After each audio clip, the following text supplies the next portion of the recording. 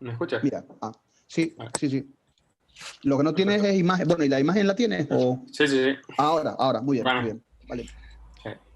Buenas tardes. Hola. Pues nada, empezamos, si quieren, ¿no? Raúl, bueno, yo soy Alejandro Morales, ya nos ha presentado José y este es mi compañero Raúl. Y juntos vamos a explicarles este módulo 2 que se llama Sensores multi e hiperespectrales. Es un módulo más bien teórico, vamos a ver un poco eso, la teoría en la que se basa toda esta tecnología espectral. Y así como vamos a ver también pues, las cámaras con las que se capturan, algunos tipos de cámaras, cómo es ese proceso de capturar las imágenes y algunos de los posibles resultados que se pueden obtener.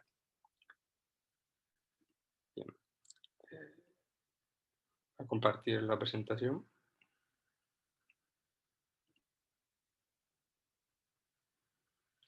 Vale. Vale. Entonces, como digo, creo que lo primero es empezar explicando qué es el espectro electromagnético.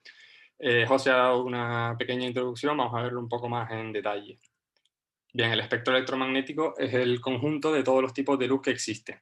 Es cierto que nosotros estamos acostumbrados a relacionar la luz con lo que vemos por nuestros ojos, ¿no? La luz es lo que nos permite pues, ver las cosas. Sin embargo, nuestros ojos solo son capaces de ver una parte muy pequeña de todo el conjunto de ondas que forman el espectro electromagnético. Como digo, y como explicó José, la luz se comporta como una onda. Al igual que, por ejemplo, las olas en el mar, que también son ondas, las ondas electromagnéticas tienen también sus picos y sus valles. Pero a diferencia de las ondas mecánicas, como serían las ondas en el mar, estas ondas electromagnéticas no requieren de un medio para propagarse y pueden viajar por el vacío. Y de hecho se desplazan a la velocidad de la luz. Una de las propiedades más importantes de la onda es lo que conocemos como la longitud de onda. La longitud de onda es la distancia, tal cual, la distancia que se mide entre dos picos consecutivos de la onda o entre dos valles consecutivos. La longitud de onda va a ser inversamente proporcional a la frecuencia que tenga la onda. Y es la propiedad que vamos a utilizar para diferenciar entre los distintos tipos de luz. Por ejemplo, viendo esta figura, que es un diagrama muy simplificado de lo que sería el espectro electromagnético. Un ejemplo puede ser las ondas de radio, ¿no? Esas ondas que se utilizan para transmitir información y que podamos, por ejemplo, pues, escuchar las noticias en el coche. Ese tipo de ondas forman parte del espectro electromagnético. Son unas ondas con una longitud de onda muy, muy grande y por lo tanto una frecuencia pequeña y completamente invisibles a nuestros ojos. Otros ejemplos de ondas electromagnéticas que están presentes en nuestro día a día, pues puede ser, por ejemplo, el wifi, o las ondas del microondas, o, como dijo José, los rayos X, que se utilizan para todo el tema de la radiografía. Y la pequeña parte de todo el espectro electromagnético que sí podemos ver es el rango visible. Dentro del rango visible se divide a su vez en diferentes longitudes de onda que corresponden a los colores, como el rojo, el verde o el azul. Justo por encima del rango visible, con una longitud de onda un poco menor que el azul, tenemos el rango del ultravioleta, que es esos rayos que nos broncean, ¿no?, cuando nos exponemos al sol, y justo por debajo del rango visible, con una longitud de onda mayor que el rojo, que el color rojo, pues estaría el infrarrojo, que es la tecnología que utiliza el mando a distancia para comunicarse con el televisor. Bien. Cuando nosotros observamos un objeto, por ejemplo, un objeto verde, lo que está ocurriendo es que, en primer lugar, ese objeto tiene que estar siendo iluminado por ondas electromagnéticas de diferentes longitudes de onda. De modo que cuando esas ondas electromagnéticas llegan al objeto, este objeto absorbe una cantidad de esas ondas electromagnéticas y refleja otras, en función de la longitud de onda que tenga. Por ejemplo, como digo, este objeto verde pues va a absorber la luz que tenga la longitud de onda correspondiente al rojo o al azul y va a reflejar la luz correspondiente a la longitud de onda del verde. Esa longitud de onda que no absorbe, sino que refleja, es la que sí captan nuestros ojos. Y por eso nosotros observamos este objeto como verde. Esto mismo no ocurre solo para el rango visible y los colores, sino que ocurre a lo largo de todo el espectro electromagnético. Como algún ejemplo puede ser las radiografías, un ejemplo muy típico.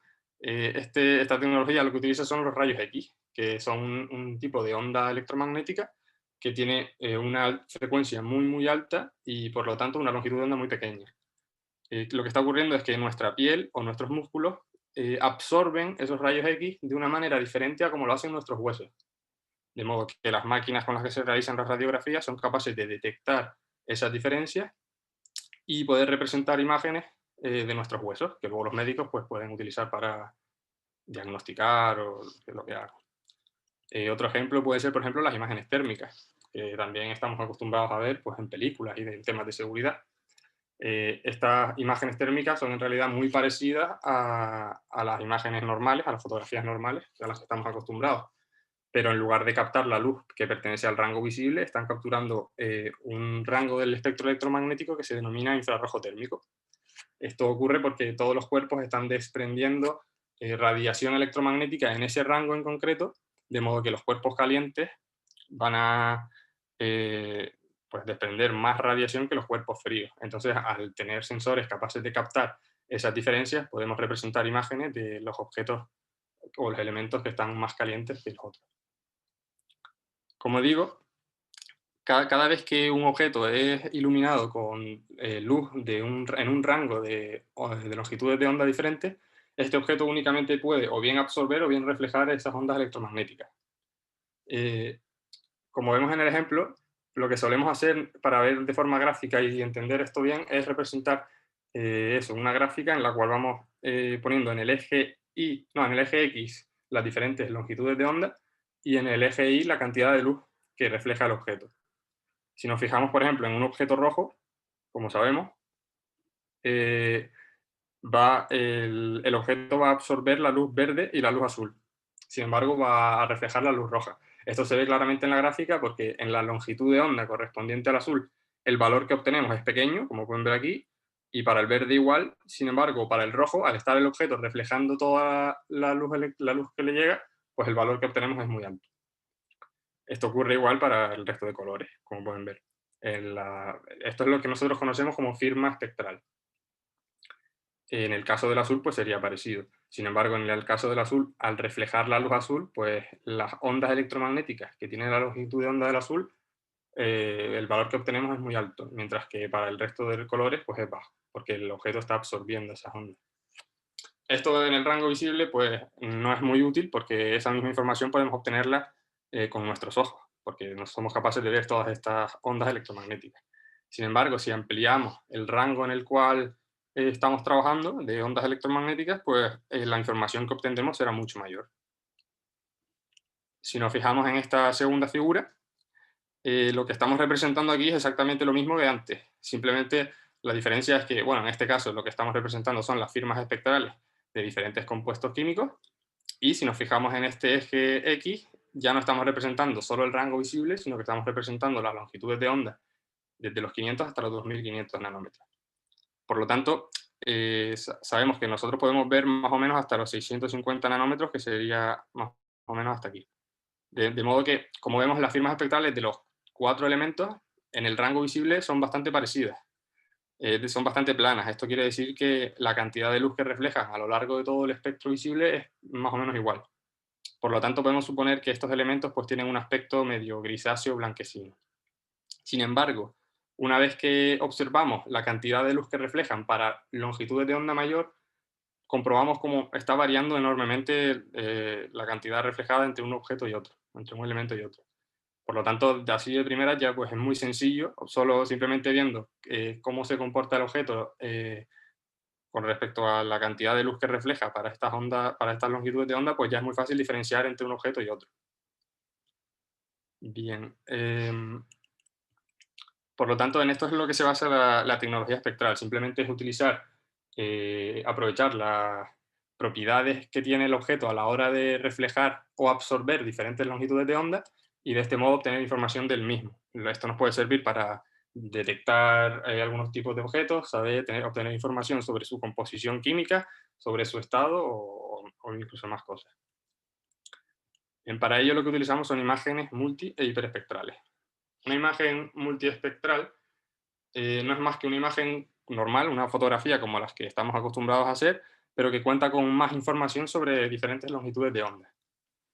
Por ejemplo, las fotos que solemos hacer con el teléfono móvil son imágenes a color RGB. Esto significa que las imágenes están compuestas por la información de 3 longitudes de onda, como dijo José, que son el rojo, el verde y el azul. Estas 3 longitudes de onda se combinan para formar todos los colores que vemos en una foto. Por ejemplo, una imagen que solo tuviera una única longitud de onda representada sería una imagen en blanco y negro. Si vemos la figura, esta sería la figura más o menos esquemática de lo que sería una imagen multiespectral. Tenemos una única imagen, pero repetida para las diferentes longitudes de onda en el eje Z. Y esto sería lo que es la firma espectral que podríamos obtener de una imagen multiespectral, que como vemos, pues tenemos tantos valores como longitudes de onda y por tanto tiene una forma más discreta. Por otro lado, las imágenes hiperespectrales son exactamente iguales que las imágenes multiespectrales, pero cuentan con una información de muchas más longitudes de onda.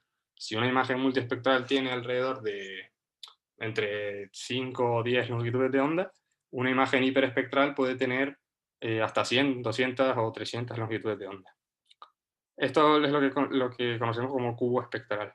Si nos fijamos en el de la imagen hiperespectral, la firma que podemos obtener, pues vemos que es continua y obviamente tenemos mucha más información. Entonces, ¿por qué existen cámaras multiespectrales e hiperespectrales si las imágenes hiperespectrales son mejores que las multiespectrales, dado que tienen más información? Bueno, esto se debe principalmente a que para muchas aplicaciones ya sabemos, porque ya se ha estudiado y sabemos de antemano, qué longitudes de onda son las que nos interesa captar, porque para la aplicación que ya sabemos qué longitudes de onda son las que llevan más información. En ese caso, pues no tiene sentido estar capturando 200 longitudes de onda para fijarnos en los valores de 2 o 3. Por lo tanto, utilizaríamos unas imágenes multiespectrales.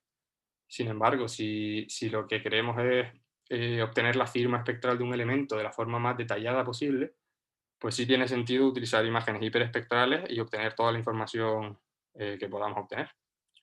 Bien, para poder capturar este tipo de imágenes, lo que necesitamos son sensores que sean sensibles a la luz en ese rango de longitudes de onda. Los sensores son obviamente la parte de la cámara que se encarga de convertir la luz que reciben en electricidad. Eso se denomina efecto fotoeléctrico.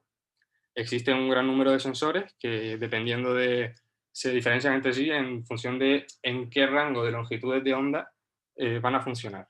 El más común se llama sensor CMOS y es el que está presente, por ejemplo, en las cámaras de fotos del teléfono móvil o en las cámaras de fotos digitales que tenemos por casa. Este tipo de sensores son sensibles a la luz entre los 300 nanómetros hasta más o menos los 1000 nanómetros. Que por cierto, un nanómetro, supongo que no sé si lo saben, pero bueno, un nanómetro es la millonésima parte de un milímetro. Eso quiere decir que si en un metro tenemos 1000 milímetros, en un único milímetro hay 1.000.000 de nanómetros. Entonces, bueno, parecen longitudes de onda pequeñas, pero si se acuerdan de la figura del espectro electromagnético, vemos que el rango visible de 400, 500 nanómetros está en realidad más o menos en el centro del espectro. Bien, entonces, quizá alguien se esté preguntando que cómo es posible que estos sensores que tenemos en la cámara de nuestro teléfono capten más allá del rango visible, porque el rango visible acaba alrededor de los 650 nanómetros y este tipo de sensores CMOS capta hasta los 1000 nanómetros. De hecho, este tipo de sensores es habitual que se utilicen en cámaras multi o hiperespectrales. Entonces, ¿por qué las fotos que tomamos con nuestro teléfono móvil no estamos detectando esa luz infrarroja? ¿O por qué no podemos utilizar la cámara del teléfono móvil para obtener imágenes multi o hiperespectrales?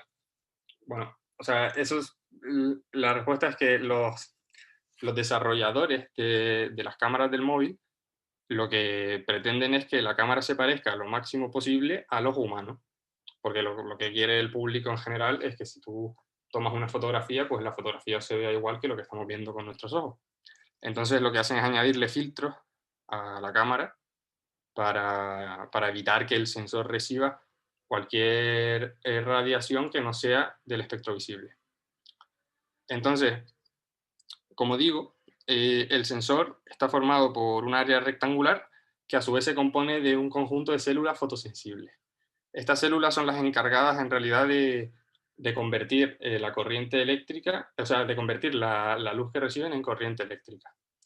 y lo hacen de forma proporcional. Es decir, si reciben mucha luz, van a producir una mayor corriente eléctrica, y si reciben poca luz, pues van a producir poca corriente eléctrica. Entonces, en las cámaras de fotos digitales de hoy en día, el valor que produzca cada célula fotosensible va a ser el equivalente a cada píxel de la imagen. ¿Por qué es importante saber que el valor que va a producir el sensor es proporcional a la luz que recibe? Bueno, pues por la sencilla razón de que esto va a provocar que tengamos el pequeño problema de, a la hora de querer capturar una imagen espectral, pues ver que nuestra imagen está afectada por la cantidad de luz que hay ese día. La forma más fácil de entender esto es con un ejemplo. Supongamos que tenemos una imagen, tenemos una cámara hiperespectral y lo que queremos es capturar la firma espectral de un objeto. Entonces, pues salimos a nuestra plantación o donde sea y realizamos la fotografía de este objeto y detectamos su firma espectral. Entonces, un segundo día pretendemos hacer lo mismo para un segundo objeto. Y la idea de esto es comparar las firmas espectrales, y en el caso en el que las firmas espectrales coincidan, pues sabemos que los objetos son iguales, pero si no coinciden, pues se trata de objetos diferentes, ¿no? Por ejemplo, ¿qué ocurre? Supongamos que hacemos eso, y aquí tenemos la firma espectral que obtenemos el primer día y la del segundo día. ¿Qué ha ocurrido? Que el primer día, por lo que sea, estaba el día soleado, había una gran cantidad de luz. Y sin embargo, el segundo día, al estar el día nublado, pues la cantidad de luz que está llegando a nuestro objeto es menor. Esto implica que, obviamente, la cantidad de luz que va a reflejar el objeto también va a ser menor. Y por tanto, la cantidad de luz que va a recibir nuestro sensor va a ser menor. Entonces, si nosotros comparamos ambas firmas espectrales, pues podemos llegar a la conclusión, quizá errónea, de que no coinciden. Porque nosotros decimos, bueno, pues para tal longitud de onda, este objeto me ha reflejado tanta cantidad de luz y este objeto esta. No coinciden. De hecho, para ninguna longitud de onda coinciden. Sin embargo, es posible que se trate del mismo objeto y que las diferencias no estén viniendo del propio objeto, sino de las condiciones externas, como es que haya más luz o menos luz. Para solucionar esto, lo que se suele hacer es un procedimiento que se denomina calibración espectral. Es un procedimiento muy sencillo y que consiste simplemente en, antes de realizar la captura espectral de nuestro objeto, tomar una única fotografía de un elemento que llamamos referencia de blanco. Este elemento no es más que un plástico de color blanco, que precisamente tiene ese color porque lo que caracteriza a este plástico es que refleja el 100% de la luz que recibe. Esto significa que si el día soleado, antes de realizar la captura de nuestro objeto, realizamos la captura de la referencia de blanco, si pudiéramos representar la firma espectral, pues sería una línea horizontal para todas las longitudes de onda, porque no está absorbiendo ningún tipo de luz.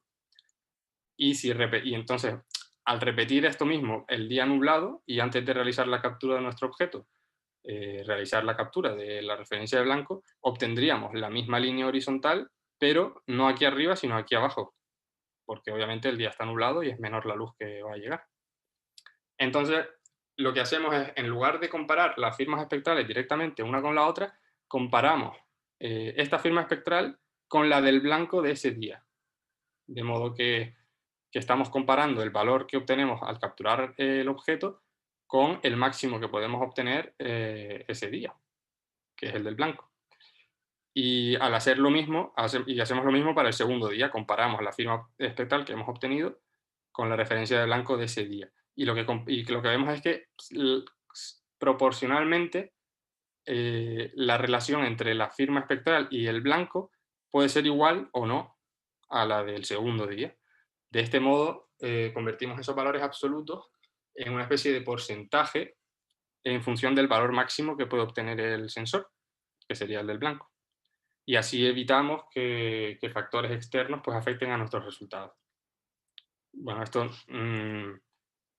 no es que sea súper importante que lo sepan, pero está bien saber que obviamente cuando estamos haciendo capturas al aire libre, las condiciones atmosféricas o las condiciones climatológicas van a afectar a nuestros resultados y que resolver este problema es tan fácil como dedicar un minuto a realizar una imagen previa de la referencia de blanco.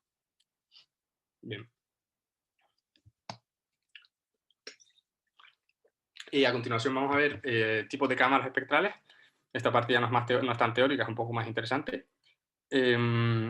Como sabemos, hay dos tipos de cámaras espectrales. Están las cámaras multiespectrales, que capturan imágenes multiespectrales, y las cámaras hiperespectrales, que capturan imágenes hiperespectrales, claro. Entonces, las cámaras están formadas por el sensor y la óptica.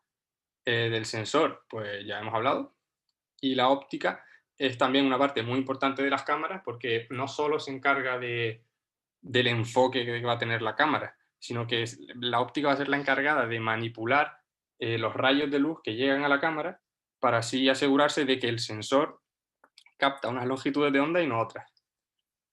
Bien. Algunos tipos de cámaras espectrales pueden ser las siguientes. Cámaras snapshot. Este tipo de cámaras, que sería, por ejemplo, estas que ven aquí, que son muy habituales también en temas de agricultura de precisión, funcionan de la siguiente manera. Esta en concreto está compuesta por 5 sensores y cada uno tiene una óptica propia con un filtro. Es decir, que en realidad estos serían como 5 cámaras de fotos unidas. Entonces, cada óptica tiene un filtro, que es como un pequeño cristal que va a permitir el paso de una única longitud de onda. De modo que en cada instante esta cámara captura 5 fotografías y cada una tendrá la información de la longitud de onda del filtro que lleve. Por otro lado, la cámara con rueda de filtros, también muy típica, como sería esta que está aquí, lo que tiene es un único sensor. La ventaja de tener un sensor en lugar de 5 es que obviamente es más barato, porque solo tienes uno. Sin embargo, en cada fotografía, esta cámara solo está capturando una foto de una longitud de onda, que es la del filtro que se esté utilizando en ese momento. Por tanto, para realizar una imagen multiespectral de varias longitudes de onda, vamos a tener que realizar lo que se conoce como un barrido espectral, es decir, para una misma zona o un mismo área, tenemos que capturar varias fotografías, cada una con un filtro diferente, hasta rellenar lo que les enseñé antes del cubo espectral. Por lo tanto, también es verdad que es más lenta que la snapshot, que directamente en cada instante te captura las 5. Y otro ejemplo puede ser las cámaras push-broom, como esta de Specking, que creo que también José nombró antes. Estas cámaras, a diferencia de estas dos, que son cámaras multiespectrales, esta cámara es hiperespectral. Esta en concreto creo que captura alrededor de 200 longitudes de onda. ¿Cómo lo hace? Bueno, luego veremos en más detalle cómo es la óptica, pero básicamente lo que hace es que captura una única línea de terreno. Es decir, que las fotografías que captura tienen el alto de la imagen es de un único píxel, pero captura para esa única línea un montón de longitudes de onda diferentes. Bien. Como nota, pues decirles que, creo que también lo dijo José, ya en la universidad hemos desarrollado algunas de estas cámaras nosotros. Como pueden ver aquí, esta sería una cámara de rueda de filtro y esta una cámara tipo snapshot. Y las ventajas de esto es que, en primer lugar, pues al desarrollar y diseñar nosotros las cámaras, podemos ajustar sus características perfectamente a las necesidades que tenemos y no dependemos de las cámaras que estén ofertadas en el mercado. Y la segunda ventaja, también muy importante, es que obviamente el precio que tiene esta cámara desarrollada por nosotros es mucho menor que el precio que tienen las cámaras que están a la venta hoy en día. De hecho, algunas de estas cámaras ya las hemos montado a bordo de un dron para realizar pruebas y hemos pues, obtenido resultados muy buenos, como esto, que simplemente hemos sobrevolado un palmeral y bueno, pues podemos obtener fácilmente detectar dónde está la vegetación y dónde no. Aunque bueno, esto también más adelante Raúl les comentará con más detalle. A continuación vamos a ver algunas características de las cámaras. La resolución espacial, simplemente saber que es la cantidad de área que se captura en cada fotografía. Es decir, si recordamos el sensor con sus células fotosensibles, pues qué cantidad de estas células se va a dedicar a capturar área en cada fotografía. Y va a ser opuesta a la resolución espectral, que es qué cantidad de longitudes de onda capturamos en cada fotografía. Es decir, dicho de otro modo, qué número de células fotosensibles de nuestro sensor estarán dedicadas a capturar longitudes de onda. Obviamente, si capturas longitudes de onda, no capturas área y viceversa. Entonces, por ejemplo, si nos fijamos en la figura, que es la forma más fácil de entenderlo, esta figura del centro, por ejemplo, sería una especie de esquemático de cómo es la óptica de una rueda, de una cámara multiespectral de rueda de filtros. Entonces, este es el área que queremos capturar. Sabemos que los rayos de luz van a pasar por la óptica, van a atravesar el filtro que se esté utilizando de la rueda de filtros para llegar a nuestro sensor. Entonces, en una única imagen tenemos una fotografía que tiene de área el tamaño del sensor y solo una única longitud de onda. Entonces nuestro cubo espectral solo tiene una longitud de onda, de modo que si lo que queremos es obtener toda la información de las diferentes longitudes de onda, habrá que realizar un barrido espectral que consiste en girar la rueda, repetir el proceso con el siguiente filtro y obtenemos la información de otra longitud de onda. Giramos la rueda y así, hasta obtener pues, el cubo espectral completo. Por otra parte, esta sería la óptica de la cámara Pushbroom que les hablaba antes. Funciona muy sencillo. La óptica cuenta con un elemento que tiene una rendija, la cual deja pasar únicamente una línea de luz. Entonces, una vez que esta línea, que la luz se filtra en una única línea, esta se refracta con este prisma en las diferentes longitudes de onda, que son las que excitan las células fotosensibles del sensor. Por lo tanto, el resultado de tomar una única fotografía, lo que tenemos es una imagen de una única línea, pero con todas sus longitudes de onda. Por lo tanto, lo que hay que hacer no es un barrido espectral, sino un barrido espacial. Es decir, pues capturar línea a línea todo el área que queramos escanear espectralmente. Y por último, en la figura de la derecha, en este caso lo que hay es una cámara tipo snapshot, pero a diferencia de las que veíamos antes, esta está compuesta por un único sensor. Entonces, la forma que tiene de funcionar, pues nada, no es importante que lo sepan, pero simplemente como curiosidad es la misma óptica que tiene la Pushbroom, pero está triplicada y por lo tanto lo que tiene es pues, un punto intermedio entre estos dos tipos. Porque al tener esta óptica, la cámara tiene una resolución espectral que será un tercio de esta, porque la cantidad de longitudes de onda que captura es un tercio, pero la resolución espacial es el triple, porque esta captura una línea y esta está capturando tres líneas. Y sin embargo, la resolución espectral comparada con esta es mucho mayor, esta solo captura una longitud de onda y esta captura muchas, pero la resolución espacial es menor, esta captura tres líneas y esta captura una imagen entera. Bien, pero bueno, tampoco es importante. Otras características de las cámaras puede ser el campo de visión o el Field of View, ¿no? Por sus siglas en inglés, FOV. O sea, FOV, por sus siglas en inglés, Field of View, es el ángulo de la óptica a través del cual entra la luz al sensor, ¿no? Como está aquí. Esto es importante porque primero va a afectar al enfoque de la cámara y es importante que la cámara esté enfocada y en segundo lugar va a afectar a la relación que exista entre el área y el píxel de la imagen. Es decir, una vez que nosotros sobrevolamos con nuestro dron un área, pues de esa fotografía que obtenemos, un píxel, cuántos metros o cuántos centímetros va a corresponder. Por otro lado, la interfaz es el puerto a través del cual se conecta la cámara para controlarla o para alimentarla. Y simplemente decirles que por lo general las cámaras utilizan interfaces súper comunes, como puede ser el USB, ¿no? Que es los pendrive de toda la vida del ordenador, ese puerto. Y Hikvision, que es una interfaz sobre todo que se usa en cámaras industriales y que utiliza el puerto Ethernet. Es decir, el cable de internet del ordenador de toda la vida. Por último, el software de captura. No es una propiedad de la cámara propiamente dicha, pero sí es interesante conocerlo. Y nada, decirles que hoy en día casi todos los fabricantes de cámaras ofrecen también el programa informático necesario para controlar la cámara. Entonces, estos programas te permiten incluso en tiempo real ir viendo lo que está capturando la cámara e incluso realizar manualmente fotografías. Sin embargo, todo esto pues, se puede automatizar y el dron puede perfectamente ir volando solo y capturando cuando tiene que capturar sin necesidad de nosotros de estar controlándolo.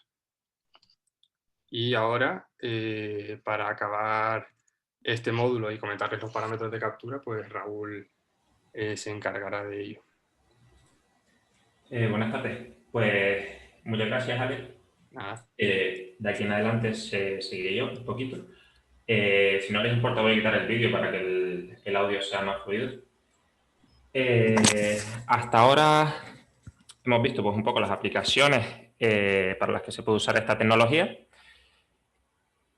A ver, voy a compartir pantalla primero que nada.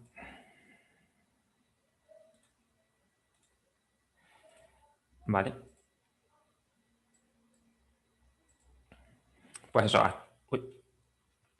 hasta ahora hemos visto un poco las aplicaciones para las que se puede usar esta tecnología y en segundo lugar, pues hemos visto las cámaras, qué características tienen, ¿no? Entonces, de ahora en adelante vamos a centrarnos en los parámetros que realmente el usuario de estas cámaras va a tener que configurar, y no solo de las cámaras, sino del conjunto del sistema en general, para llevar a cabo unas capturas cuyos resultados o cuyas imágenes sean útiles para la extracción de resultados. Y luego también vamos a ver un poco cómo interpretar esos resultados. Pues bien, estos parámetros lo que ocurre es que en general están relacionados unos con otros. Por ejemplo, en el primer caso que vamos a ver es la relación que existe entre la resolución de la cámara, la distancia a la que vamos a capturar y el área escaneada, ¿no? Entonces, a modo de ejemplo he cogido esta cámara, que es la Spekin FX10, de la que ya han hablado José y Ale, que es la cámara con la que solemos hacer los vuelos en el dron normalmente. Entonces, esta cámara tiene un FOV, un Field of View, de 38 grados. Y eso significa que el ángulo de visión de la cámara es un cono, como este. Lo que ocurre con este tipo de cámaras y en general con cualquier cámara es lo mismo que le ocurre a las personas cuando miran algo, ¿no? Si miras algo muy de cerca, el campo de visión es bastante más pequeño, pero vemos más detalles y a medida que nos alejamos, abarcamos a ver un campo de visión más amplio, pero perdemos detalle o podemos ver menos detalles. Pues en este ejemplo, si la distancia a la que estamos capturando el terreno, es decir, el dron está volando a una altura de 30 metros, con este FOV vamos a poder abarcar hasta 20,7 metros de ancho aproximadamente. Y como la cámara tiene 1024 píxeles, el tamaño del píxel es de 2 centímetros. ¿Eso qué significa? Pues que el detalle más pequeño que vamos a poder apreciar es de alrededor de 2 centímetros. Cualquier cosa más pequeña que eso, lo que vamos a ver es como un borrón en la imagen. Y si en lugar de estar a 30 metros volásemos a 60 metros respecto al suelo, pues abarcaríamos, una imagen abarcaría el doble de ancho, 41 metros aproximadamente, pero también el tamaño del píxel sería mayor y por lo tanto el detalle que podemos obtener es menor, ¿no? Entonces, básicamente, si nosotros tenemos la intención de escanear un terreno que es grande, evidentemente, cuanto más alto volemos, menos imágenes vamos a necesitar y por tanto la velocidad o el tiempo que tardemos en escanear todo el terreno va a ser menor. Esto es importante por el tiempo, porque la batería de los drones y demás está limitado. Pero también vamos a perder calidad en los detalles, entonces hay que llegar a una configuración intermedia. Otro caso es la relación que existe entre el frame rate, que es la velocidad de captura de la cámara, cada cuánto captura una imagen, la velocidad del barrido, que es la velocidad a la que se desplaza la cámara, o en este caso más concreto, la velocidad a la que se desplaza el dron, y el overlap que existe entre las imágenes. El overlap es qué proporción de una imagen está superpuesta con la imagen anterior. Entonces, en primer lugar, para entender cómo a partir de una secuencia de imágenes independientes componemos una imagen global, lo que en el móvil llamamos normalmente panorámica, vamos a ver esto que es en base al overlap. Si nosotros vamos a hacer una panorámica con el móvil, lo que hacemos es que colocamos el móvil de esta manera y nos aparece lo que vamos a fotografiar. Y nos pide que vayamos desplazando el móvil. Entonces, lo que realmente estamos haciendo es que el móvil va realizando capturas sucesivas. Y en la primera de ellas captura, por ejemplo, esta imagen que está recuadrada en amarillo. En un segundo instante captura la que está, una vez ya hemos desplazado el móvil, la que está enmarcada en naranja. Y lo que realmente hace el software que está detrás es encontrar las partes comunes en ambas imágenes y superponerlas. Es decir, usa la información común para saber en qué posición va una imagen con respecto a la otra. Entonces, por ejemplo, en este caso, usaría tal vez la farola o las personas y demás para colocar una imagen sobre la otra. Y Eso lo puede hacer porque hay overlap entre las dos imágenes y el overlap es este área, el área que está como más blanca. Este área en relación con el área total, el porcentaje sería el overlap. Entonces, para poder componer una imagen a partir de subimágenes o de imágenes más pequeñas, es importante que las imágenes tengan overlap. Si este overlap fuera 0, no se podría hacer. ¿Qué ocurre? Cuando nosotros configuramos la cámara para capturar mientras va volando, se fija un frame rate, una velocidad de captura. Entonces, la cámara va capturando una imagen cada X milisegundos normalmente. Como el dron vuela a una velocidad determinada, pueden darse dos casos. Si el dron vuela demasiado rápido en relación a la velocidad de captura de la cámara, podemos estar en este primer caso, el de arriba.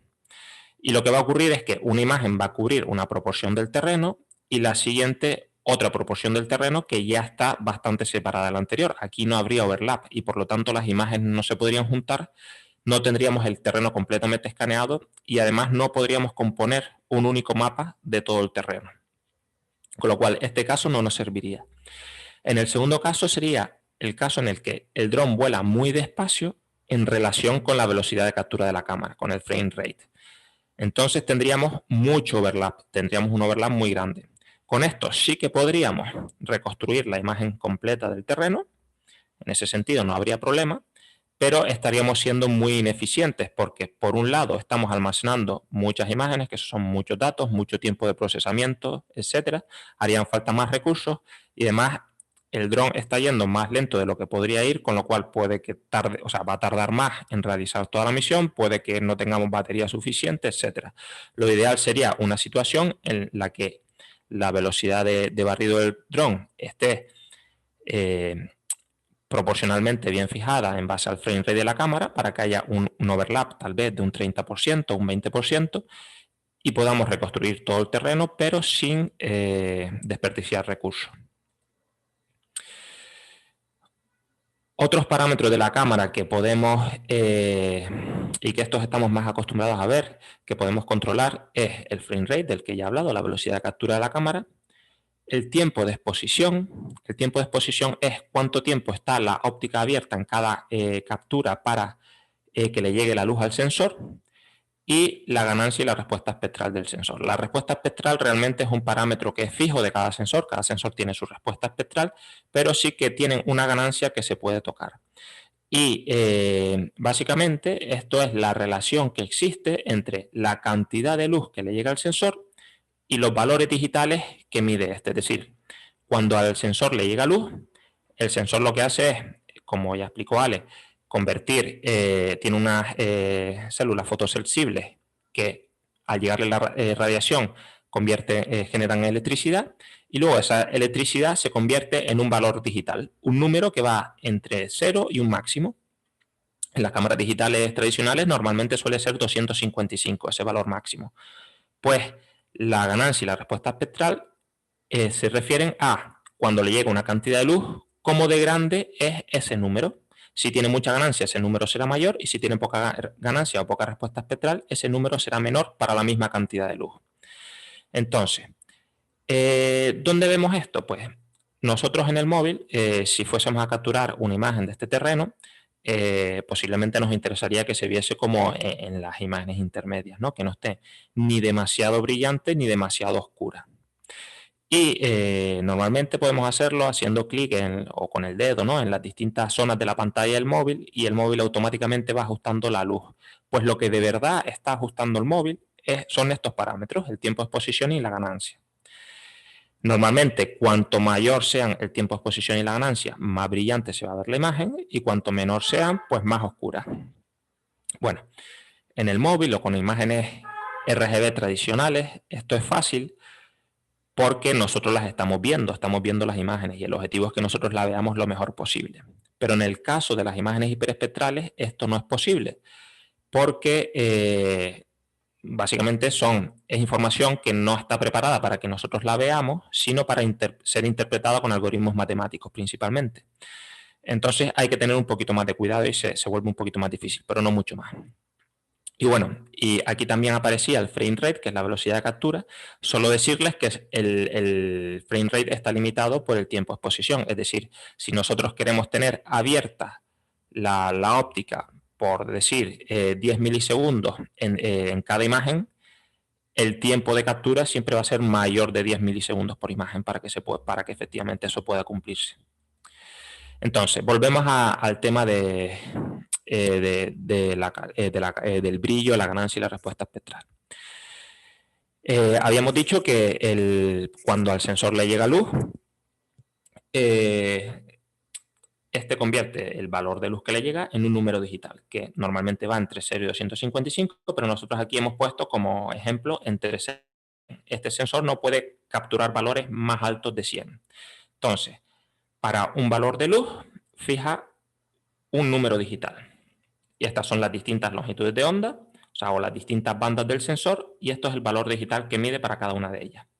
Esta firma espectral, ya luego la verán más como ejemplo, es la forma que típicamente tiene un píxel de vegetación, ¿vale? Entonces, si nosotros aumentamos el tiempo de exposición y la ganancia o lo disminuimos, lo que va a pasar es que la misma firma espectral la vamos a capturar con valores más grandes o con valores más pequeños. Si se fijan, todas son las mismas. Solo está o bien aumentando la ganancia y el tiempo de exposición o disminuyéndolo. Y por eso, para la misma cantidad de luz que le está llegando al sensor, mide valores más altos o más bajos. Pues bien, si la subimos demasiado, si subimos demasiado el tiempo de exposición o la ganancia, lo que va a pasar es que va a llegar un momento en que el sensor no va a poder medir valores más altos, porque el máximo es 100 en este caso. Y entonces, a partir de aquí, la información se va a perder. Si se fijan, ya es una línea plana que siempre es 100 y esta información se ha perdido. Con lo cual, no podemos subirla en exceso, los valores de ganancia ni de tiempo de exposición. Entonces podemos decir, bueno, si subiendo los valores vamos a caer en el error de que la imagen sature, esto sería una imagen demasiado brillante, casi blanca, como la que vimos antes, sería este caso de aquí de la derecha. Podemos poner valores muy bajos y así nos aseguramos de que nunca satura. Bien, eso tampoco es una buena solución. El motivo es el siguiente, estos son firmas espectrales ideales. Lo que realmente ocurre es que el sensor siempre tiene un poquito de ruido, es decir, aunque deba medir esto, lo que realmente va a medir es algo así. Para las distintas bandas del sensor va a sumarle o restarle unos pequeños valores aleatorios que hace que se vean estos piquitos. ¿Qué ocurre? Que los valores de esos piquitos son pequeños en comparación con el tamaño de la firma, ¿no? En comparación con estos valores de aquí. Y entonces, aunque tenga un ruido, nosotros podemos ver claramente que esta firma es la misma que esta y entonces nos sirve para identificar el material o para saber si la vegetación que estamos fotografiando está sana, etc. ¿Qué ocurre? A medida que nosotros empezamos a disminuir la ganancia, el tiempo de exposición y demás y obtener firmas más oscuras, el tamaño de estos piquitos empieza a ser proporcionalmente grande en relación al tamaño de la firma y cada vez empieza a ser más complicado identificar esta forma en esta línea, ¿vale? Por lo tanto, lo ideal es que estos valores se fijen o estos parámetros se fijen para que las firmas espectrales estén en una zona intermedia entre el máximo que pueda capturar el sensor y el mínimo, ¿de acuerdo? En este caso, lo ideal serían las firmas azules. Entonces, bueno, aquí hemos hablado un poco de los parámetros que se pueden tocar de las cámaras o que normalmente se deben fijar o se deben controlar para que las capturas sean adecuadas para posteriormente extraer resultados. Y ahora vamos a hablar de esos resultados, de cómo se extraen esos resultados o cómo se interpretan, ¿vale? Entonces, uno de los resultados más típicos son los índices de vegetación. Los índices de vegetación son ecuaciones matemáticas que normalmente relacionan los datos obtenidos por el sensor en una o más bandas, o sea, en dos o más bandas espectrales. Estos son en varias longitudes de ondas diferentes para evaluar propiedades o características de la vegetación, normalmente propiedades físico-químicas de la vegetación. Entonces, hay muchísimos índices de vegetación diferentes. Yo he puesto esta web a modo de ejemplo. Aquí en esta web hay muchísimos, además explican cómo se calculan, qué longitudes de onda son necesarias, etcétera.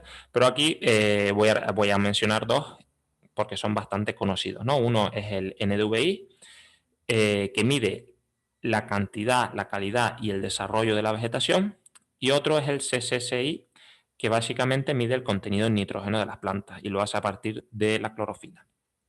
Entonces, el NDVI, pues bien, el NDVI es casi el más típico, ¿no? Vimos que medía tanto la cantidad de vegetación como la calidad y el estado de salud de la misma, ¿no? Entonces, este índice se caracteriza por el hecho de que en el rango NIR del espectro, una hoja sana normalmente refleja mucha radiación. Es decir, si captásemos una imagen hiperespectral o multiespectral que tenga una banda en el NIR, vamos a obtener valores muy altos en esta banda, mientras que en el rojo tiene valores proporcionalmente más bajos o bastante más bajos. Luego vemos que tiene un poquito más en el verde y menos en el azul. Mientras que a medida que la hoja va estando menos sana, lo que va ocurriendo es que los valores medidos en las distintas longitudes de onda son más parecidos. El NDVI como tal numéricamente se calcula en base a esta ecuación, esto es, teniendo aquí los valores que se obtienen en la longitud de onda correspondiente al rojo, es decir, para esta de acá, y aquí los valores que se obtienen en la longitud de onda correspondiente al NIR, estos de aquí. De tal forma que si obtenemos valores de NDVI cercanos a 1, estamos supuestamente en una hoja sana, y si obtenemos valores de NDVI cercanos a 0, pues o no es vegetación o es vegetación que se encuentra, en estado malo. Esto aquí lo que estamos mostrando es un ejemplo con unas imágenes que cogimos en el laboratorio, son unas hojas de parra, y básicamente están escaneadas con cámaras hiperespectrales, no son multiespectrales. Por eso la firma espectral es una línea continua, ¿vale? Este píxel verde que está aquí, o este conjunto de píxel verde, tiene esta firma espectral, la verde, y este conjunto de píxeles de aquí tiene la firma espectral roja, esta que vemos aquí. Esto es una hoja sana y esta hoja estaba en peor estado, ¿vale? Y por eso las firmas tienen esta forma. Si lo comparamos con lo que vemos aquí a la izquierda, lo que vemos es que para la banda NIR, que es esta, la lila de aquí, que se corresponde aproximadamente con esta línea, en la hoja sana vemos que tiene valores muy altos, y luego cuando nos movemos a la banda roja, que es esta de aquí, la hoja sana, la verde, tiene valores mucho más bajos. Luego sube un poquito en el verde y baja en el azul. O sea, cumple perfectamente esta forma. Y por lo tanto tendríamos valores de NDVI cercanos a 1. Mientras que a medida que vamos pasando a una hoja menos sana, como es este caso, esta forma ya no se cumple totalmente, y además los valores van siendo más similares unos a otros. Estaríamos yendo hacia el caso de la izquierda, probablemente más cerca de aquí. ¿De acuerdo? Ese sería el ejemplo real. Esto de aquí son nanómetros, y esto de aquí es el porcentaje de reflexión que ha medido la cámara. Aquí estamos viendo un píxel, pero obviamente cuando nosotros queremos interpretar los resultados captados por la imagen no podemos ir píxel a píxel. Entonces, ¿qué ocurre? Estos índices de vegetación que se calculan para todos los píxeles de la imagen, posteriormente se representan en un mapa de colores como los que vemos aquí. En este caso estamos usando este mapa de color, pero podría ser otro cualquiera. Aquí lo que estamos poniendo son los valores de índice NDVI que sean cercanos a 1, van a estar en colores más rojos o rojos, y a medida que se van acercando a 0, pues van pasando de rojo, amarillo, verde y azul, ¿no? Entonces, esto es una hoja que está en general bastante sana, vemos que está muy roja, ¿no? Y esta es una hoja que está en peor estado, y vemos que los valores de índice de NDVI pues van estando más cercanos a 0,4 y cosas así, ¿vale? Por supuesto, un cultivo tampoco se puede analizar hoja a hoja, ¿no? Estos son estudios concretos que hemos hecho en el laboratorio a modo de ejemplo. Lo que realmente se hacen son cosas como las que tenemos aquí. Esto es un vuelo que hicimos específicamente con la cámara que enseñamos antes, la Pekin FX10, sobre unos terrenos de Lopezán en Beneguera. Es un terreno de platanera, básicamente. Y esto sería el mapa NDVI representado exactamente con esta misma escala de color, ¿vale? Los colores rojos son vegetación en buen estado, a medida que se va haciendo más verde son vegetación normalmente en peor estado, y azul pues directamente es que no es vegetación, es el suelo. Y como podemos ver, pues en general está bastante sano. Por aquí vemos una zona que está tal vez un poquito peor, ¿no? Y esta sería la imagen RGB equivalente de este terreno.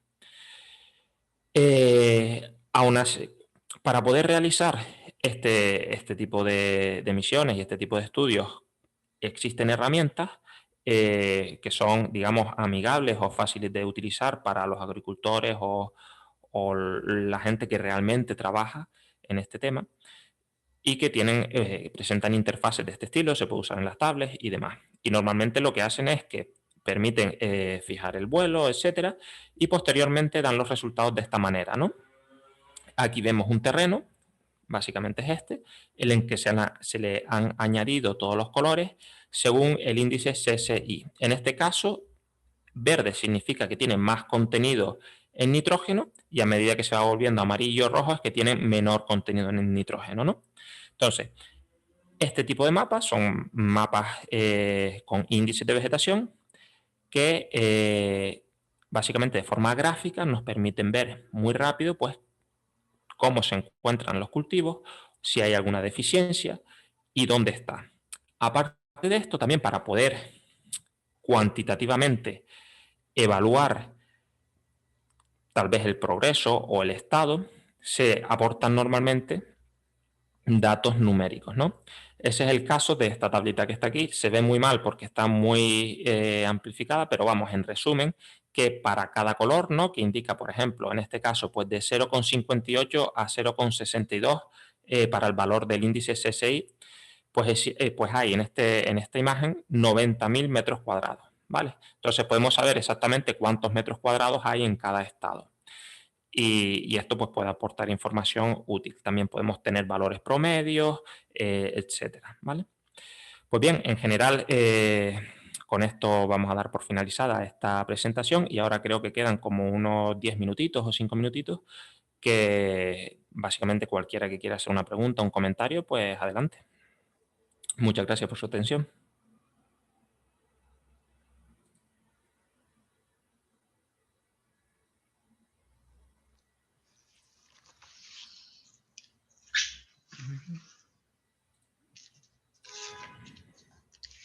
Bueno, buenas tardes a todos.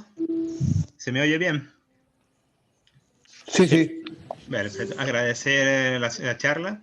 Es un poco técnica, puede ser un poquito más pesada que las anteriores, pero realmente es muy interesante y explica muy bien cómo funciona el tema de las cámaras espectrales, que es una cosa que se habla mucho, pero la verdad es que desconocemos mucho su conocimiento. Estoy viendo aquí en el chat las posibles preguntas que puedan haber, pero la verdad es que el tema es tan complicadillo que hay muy poca pregunta, pero vamos a aprovechar, que había visto que hay unas cuantas. Bien, la que veo aquí dice, sí, muy interesante lo de las cámaras, aunque no entendí mucho lo de la longitud de onda y la superficie. Si pudieran realizar algún tipo de aclaración sobre eso, por favor. Es sobre lo de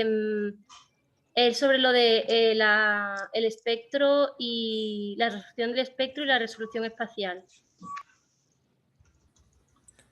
Pues, Vale. Alejandro mismo. Sí, yo puedo responder eso. A ver, en primer lugar, decir que no es tan importante conocer perfectamente cómo funciona la tecnología para aplicarla. Tú perfectamente puedes aplicar todo esto sin saber exactamente qué es lo que está ocurriendo y simplemente observar esos mapas NDVI o mapas de color y a partir de esa información tomar las decisiones. Pero bueno, es interesante también saber qué es lo que está pasando. Entonces, con respecto a lo de la resolución espectral y espacial, si quieren pongo de nuevo esto, ¿no? A ver.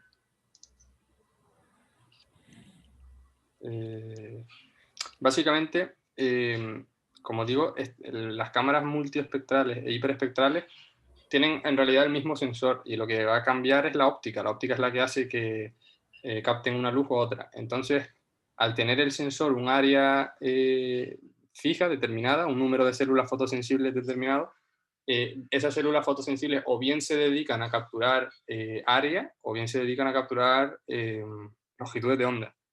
Pero entonces, si capturan una cosa, no pueden capturar la otra.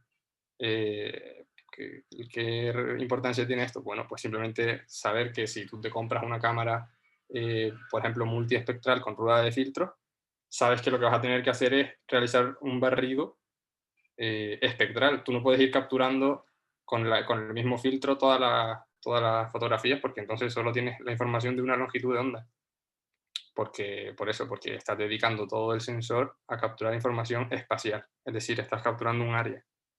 Y mientras que si utilizas una cámara push-broom, al capturar una línea tienes que realizar un barrido espacial y ir capturando línea a línea pero de cada línea, todas las longitudes de onda, y tienes que tener en cuenta eso a la hora de realizar las capturas.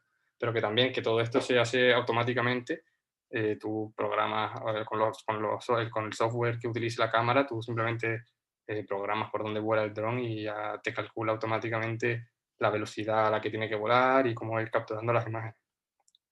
No sé exactamente cuál es la pregunta. Sí, no, yo era eso, en plan, si tenías que hacer algo especial cuando, pues yo qué sé, como capturas solo una línea, pues que hacer que vaya más lento o yo qué sé, o que se pare, yo qué sé, cualquier cosa de Sí, esas. sí, Pero... sí.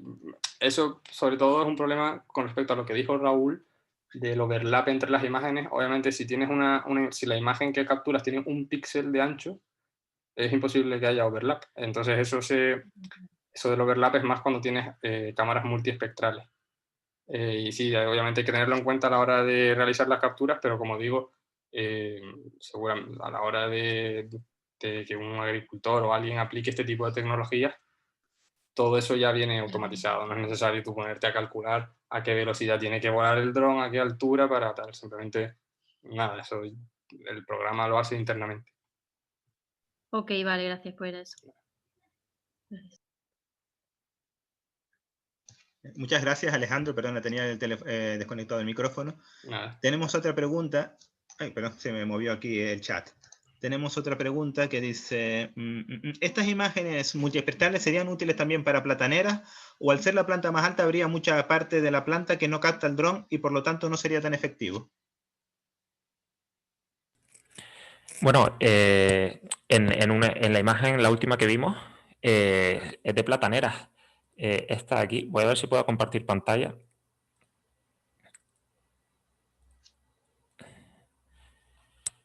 Esto de aquí es un terreno de plataneras. Lo que ocurre es que efectivamente se captura la platanera vista desde arriba.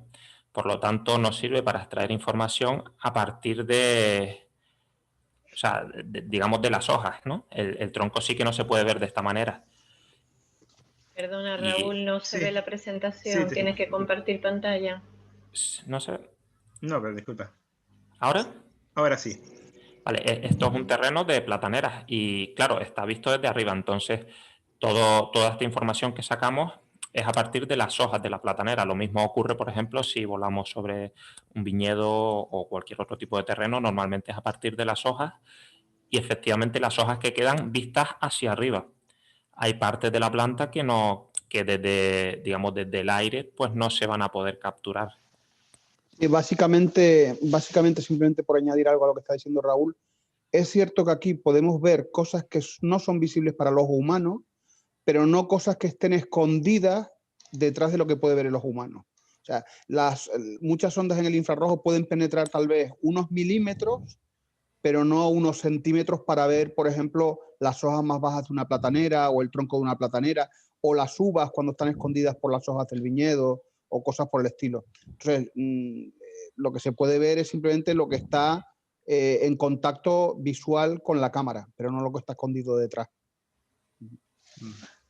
Vale, perfecto. Muchas gracias, Raúl. Si no te importa, deja de compartir pantalla, por favor. Sí.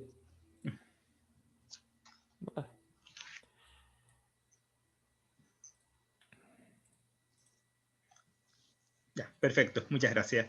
Bien, tenemos otra pregunta que dice, ¿qué filtro es necesario para obtener el índice CCI? No sé si lo he dicho bien, gracias. No sé si, perdón, no sé si se ha dicho, gracias. El CCCI. El CCCI, sí, perdón. Eso es. Sí. Bueno, vamos a ver, bueno, no sé, si quieres Raúl, comento yo. Vamos a ver, ese es un índice, no es tan utilizado como el NDVI, que es el más utilizado de todos, pero el CCCI nos sirve sobre todo para ver datos relativos con el nitrógeno en la vegetación, ¿no? Y los filtros que se suelen utilizar suelen estar comprendidos más o menos entre los 670 y los 790 nanómetros. No tienen que ser exactamente un filtro a una longitud de onda exacta, pero sí en un rango más o menos entre los 670 y los 790 nanómetros. Eso hace que sean filtros ya un poco por encima de lo que sería el rango del visible. Estaríamos entrando ya en el infrarrojo cercano. Pero son filtros que efectivamente los puedes comprar por internet. Es una óptica, un cristalito pequeño. De hecho, nosotros tenemos algunos de estos filtros para la cámara multiespectral que comentó Alejandro al principio, que es una rueda de filtros en las que tú prácticamente lo que puedes hacer es desenroscar un filtro, poner otro, desenroscar otro filtro, poner otro. Entonces, si pones 2 filtros en concreto que estén más o menos entre los 670 y los 790 nanómetros, puedes con una fórmula matemática muy sencilla generarte el índice CCSI y de esa forma medir el nitrógeno o un valor que te da una idea aproximada de la cantidad de nitrógeno que tiene la planta. Perfecto, muchas gracias. Seguimos con las preguntas. Preguntan por aquí, ¿qué índice se puede usar para medir estrés hídrico? Como quieras, Raúl. Si quieres o Raúl o yo, no sé. Bueno, ¿Quién quiere de ustedes? Sí, hay principalmente, vamos a ver, nosotros no hemos medido estrés hídrico, pero hay una relación directa entre medir con una cámara térmica, medir, por ejemplo, la temperatura que hay en la Tierra, ¿no? Según el agua que ha caído, ¿no? Y ver en qué zonas está más seca, qué zonas está más húmeda y cosas por el estilo. Nosotros acabamos de obtener con una financiación una cámara térmica para conectarla a nuestros drones y poder hacer estudios de eso, del estrés hídrico, ¿no? En tierra principalmente, ¿no? Y luego seguramente de la cantidad de índice de vegetación que hay también con cámaras hiperespectrales, seguramente habrá algún índice que te permita buscar alguna relación también con el nivel de humedad de las hojas y cosas por el estilo. Seguramente en regiones por el infrarrojo y cosas por el estilo también. Sí, sí, por encima de los 700 nanómetros, una cosa así. Bien, gracias. Seguimos con la siguiente. ¿Existe alguna tabla para calcular el overlap? Realmente, como comentó Alejandro antes, normalmente todo eso se calcula automáticamente en la propia aplicación que gestiona la misión de vuelo. O sea, los parámetros que más se suelen fijar son, por ejemplo, el tiempo de exposición de la cámara para que digamos, la captura se ajuste a la cantidad de luz que hay a la luz ambiente y la altitud del dron.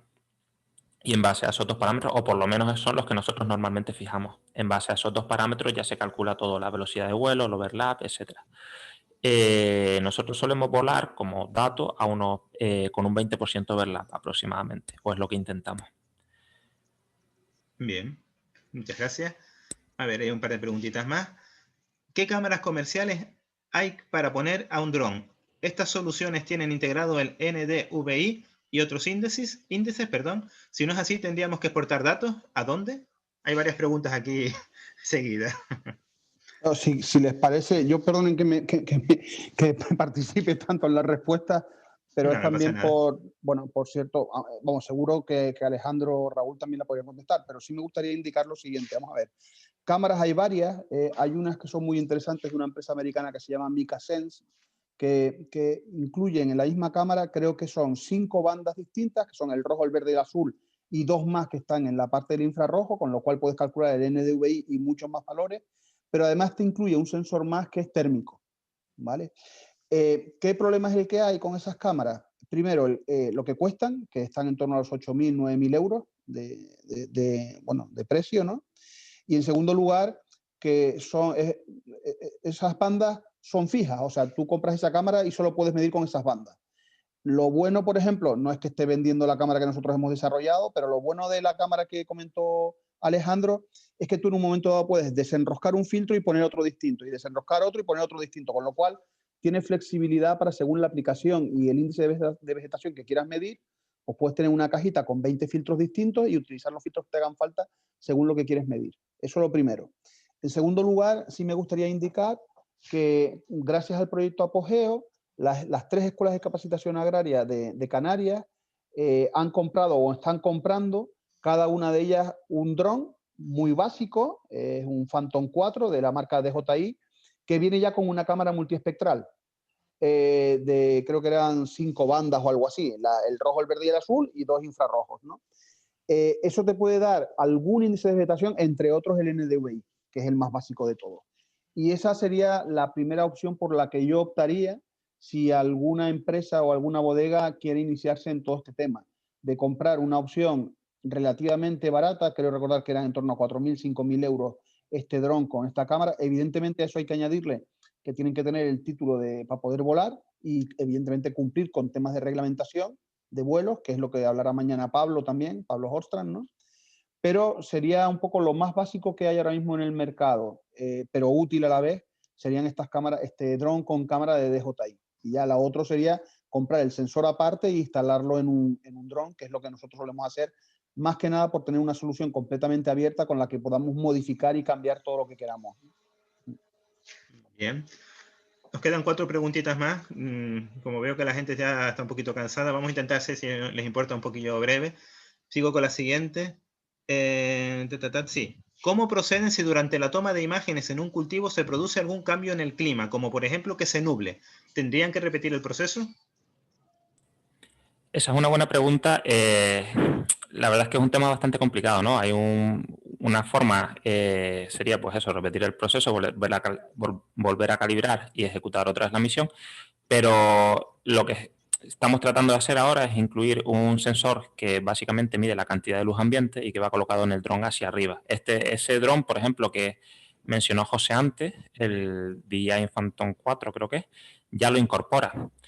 Y entonces las imágenes se van calibrando sobre la marcha en base a la cantidad de luz ambiente que hay. Con lo cual, en principio, salvo que se oscurezca mucho el tiempo o las condiciones cambien drásticamente, no debería haber ningún problema. Bien, perfecto. Gracias por la brevedad. Tengo otra. ¿Podrían explicar si han hecho estudios con imágenes radar para estudios en la agricultura? ¿Existen satélites que hacen este tipo de captura? ¿Tienen ustedes drones incorporando un sensor radar? Es interesante, sobre todo porque es algo en lo que queríamos empezar a trabajar dentro de poco, pero la verdad es que hasta ahora no tenemos experiencia en eso y no lo hemos hecho nunca. Vale. Sí, hay un problema adicional con eso, y es que evidentemente cuantos más sensores le conectes al dron, más peso tiene. Cuanto más peso tengan, o una de dos, o no vas a poder levantarlo, no va a poder volar, o si vuela va a consumir mucha más energía y por lo tanto el tiempo de autonomía va a ser menor. Entonces, una de las cosas que solemos mirar mucho es el peso del sensor que ponemos, y por regla general un sensor radar suele pesar por regla general bastante. Entonces un poco tiene que ser un compromiso entre peso, autonomía, prestaciones que quieras del dron, etcétera. Hasta ahora no lo hemos hecho con drones. Te adelanto que sí lo haremos con los aviones estos que comenté antes que vamos a traer para Canarias, los aviones autónomos. Ahí sí instalaremos radares, pero claro, son radares de varias decenas de kilos. Bien, bien. A ver, otra pregunta. ¿Con estas cámaras localizaríamos plagas o necesitamos otra tecnología? Bueno, eso es una pregunta muy interesante. Realmente, lo que podemos medir con las cámaras son propiedades físico-químicas de las plantas o del cultivo. Lo que hay son estudios que relacionan cómo varían esas propiedades en base a lo que le pasa a la planta. Entonces, normalmente hay muchos estudios que acumulan datos de cuando se dan estas condiciones y se miden, por ejemplo, este tipo de firmas espectrales relacionadas con humedad y con datos que además se adquieren en el terreno, pues normalmente ha habido este tipo de plagas o este otro. Básicamente mezclan muchos más datos que únicamente las imágenes.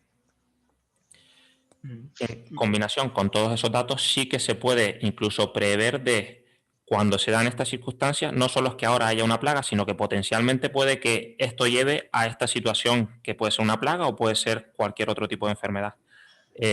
Pueden incluso predecir, pero no son los datos en sí mismos, sino es el estudio de esos datos y combinación no solo de los datos de la imagen, sino datos que se cogen además del terreno, etc.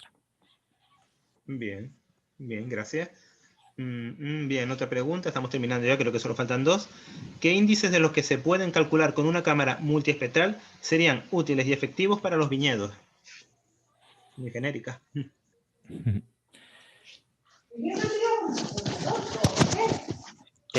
Bueno, la verdad es que índices hay muchísimos y yo en mi caso no soy experto en agricultura ni mucho menos, entonces es un tema que se me escapa.